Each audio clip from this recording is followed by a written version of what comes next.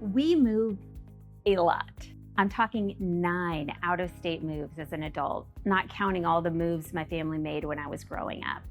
Across time zones, moving with kids, coast to coast. We are relocation regulars. We thought we'd seen it all, and then came our last move.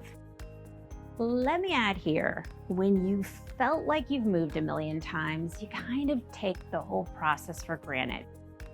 You declutter and donate, the packers put what's left in boxes, and the movers descend. I remember taking one last look at the truck full of everything we owned before it pulled away from the curb in Kansas City.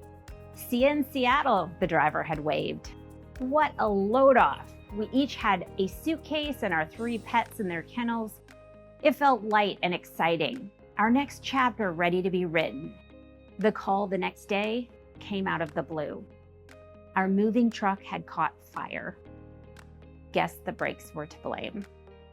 I very much regretted not cramming more into suitcases, not requesting extra insurance coverage, not seeing into the future. Several weeks later, we did get to search through a maze of our smoke and water drenched things, those that weren't completely melted. We were able to salvage enough to fill a pickup truck. What I will tell you from this is that among my first calls was one to my financial advisor, Melissa. I knew she'd be thinking of things I wasn't, and while I'd professionally been working with advisors since 2014, it wasn't until that call to Melissa that I realized you can't put a price on timely advice. And what I learned, standing in our new, empty, echoey house with no boxes to unpack and no pictures to hang, is that you can lose everything, but you still have your story. And your story is what matters.